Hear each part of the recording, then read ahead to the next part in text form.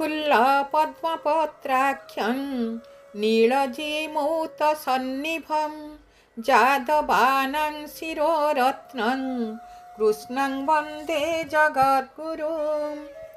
ଯାଦବ ଶିରୋରତ୍ନ ପଦ୍ମ ପଲାଶ ଲୋଚନ ନୀଳଜିମୁତ କାନ୍ତି ଦ୍ୱାପର ଯୁଗର ଲୀଳାମୟ ପୁରୁଷ ଭଗବାନ କୃଷ୍ଣଙ୍କ ପାଦ ତଳେ ପ୍ରଣତି ଜଣାଇ ମୁଁ ଭାରତୀ ସାହୁ ସମସ୍ତ ଭଗବତ ପ୍ରେମୀ ସୁଧୀବୃନ୍ଦଙ୍କୁ ସ୍ୱାଗତ କରୁଛି ଗୀତା ଚର୍ଚ୍ଚାର ଆଗାମୀ ଶ୍ଲୋକକୁ।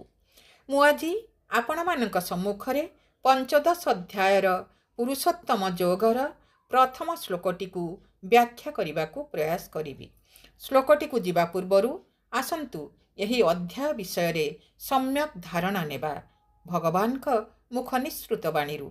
ଭଗବାନଙ୍କ ଭାଷାରେ ଜୀବ ସ୍ୱରୂପତଃ ଗୁଣାତୀତ ଅବିନାଶୀ ପରମାତ୍ମାଙ୍କର ଅଂଶ, କିନ୍ତୁ ଅଜ୍ଞାନତାବଶତଃ ଶରୀର ବା ସଂସାର ସହ ତାଦାତ୍ମ୍ୟ ଭାବ ରଖି ସେ ମାୟାବନ୍ଧନରେ ବାନ୍ଧି ହୋଇଯାଉଛି। ଯେପର୍ଯ୍ୟନ୍ତ ସେ ଗୁଣାତୀତ ଅଲୌକିକ ତତ୍ତ୍ୱ ପରମାତ୍ମାଙ୍କର ପ୍ରଭାବ ନ ଜାଣିଛି ସେ ପର୍ଯ୍ୟନ୍ତ ସେ ପ୍ରକୃତି ଜନିତ ଗୁଣର ପ୍ରଭାବରୁ ସମ୍ପୂର୍ଣ୍ଣ ମୁକ୍ତ ହୋଇପାରିବ ନାହିଁ।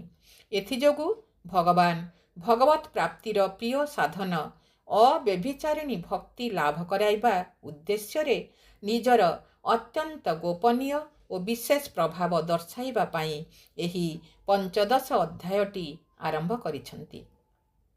ଏଠାରେ ଭଗବାନ ଯେଉଁ ଅବ୍ୟଭିଚାରିଣୀ ଭକ୍ତି କଥା କହିଲେ ତାହାକୁ ଚତୁର୍ଦ୍ଦଶ ଅଧ୍ୟାୟର 26 ନମ୍ବର ଶ୍ଲୋକରେ ସୁନ୍ଦର ଭାବେ ବୁଝାଇଛନ୍ତି। ଏହାର ଆକ୍ଷରିକ ଅର୍ଥ ଭକ୍ତର ଆଶ୍ରୟ କେବଳ ଭଗବାନ, ଅନ୍ୟ କିଛି ନୁହେଁ। ସାଂସାରିକ ଆଶ୍ରୟ ତ ଦୂରର କଥା, ଏପରିକି ଭକ୍ତ ଜ୍ଞାନଯୋଗ କର୍ମଯୋଗ ଇତ୍ୟାଦି ସାଧନାର ବି ଆଶ୍ରୟ ନେବ ନାହିଁ। ବର୍ତ୍ତମାନ ଶ୍ଲୋକଟିକୁ ଯିବା। ଅଥ ପଞ୍ଚଦଶୋऽଧ୍ୟାୟଃ ଶ୍ରୀଭଗବାନ୍ ଉବାଚ ଊର୍ଧ୍ୱମୂଲମଧଶାଖम् ଅଶ୍ୱତ୍ଥଂ ପ୍ରାହୁରव्ययं ଛନ୍ଦାଂସि ୟସ୍ୟ ପର୍ଣ୍ଣାନି ୟସ୍तं ବେଦ ସ ବେଦବିତ୍। ଭଗବାନଙ୍କ କହିବା ଅନୁସାରେ ଆସନ୍ତୁ ଶ୍ଲୋକଟିର ପ୍ରତ୍ୟେକ ଶବ୍ଦକୁ ଗୋଟି ଗୋଟି କରି ବୁଝିବା। ଊର୍ଧ୍ୱମୂଲଂ ପଦ ଦ୍ୱାରା ପରମାତ୍ମାଙ୍କୁ, ଅଧଶାଖଂ ପଦ ଦ୍ୱାରା ସମସ୍ତ ଜୀବଙ୍କ ପ୍ରତିନିଧି ବ୍ରହ୍ମାଙ୍କୁ ତଥା ଅଶ୍ୱତ୍ଥଂ ପଦ ଦ୍ୱାରା ସଂସାରକୁ ସୂଚିତ କରି ସଂସାର ରୂପକ ଅଶ୍ୱତ୍ଥ ବୃକ୍ଷର ମୂଳ ସର୍ବଶକ୍ତିମାନ ପରମାତ୍ମାଙ୍କୁ ଯଥାର୍ଥ ଭାବେ ଜାଣିଥିବା ବ୍ୟକ୍ତିଙ୍କୁ ବେଦବିତ୍ କହିଛନ୍ତି। ସାଧାରଣ ଭାବେ ଦେଖିଲେ ବୃକ୍ଷର ମୂଳ ତଳ ଆଡ଼କୁ ଓ ଡାଳ ଉପର ଆଡ଼କୁ ଲମ୍ବିଥାଏ। ମାତ୍ର ଏ ସଂସାର ଗୋଟିଏ ଏମିତି ବିଚିତ୍ର ବୃକ୍ଷ ଯାହାର ମୂଳ ଉପର ଆଡ଼କୁ ଓ ଡାଳ ତଳ ଆଡ଼କୁ ଲମ୍ବିଥାଏ, ଯେଉଁଠିକି ଯିବା ପରେ ମନୁଷ୍ୟ ଆଉ ସଂସାରକୁ ଫେରିଆସେ ନାହିଁ। ଭଗବାନଙ୍କର ସେହି ପରମ ଧାମ ହିଁ ସମଗ୍ର ଭୌତିକ ସଂସାରର ଊର୍ଦ୍ଧ୍ୱରେ।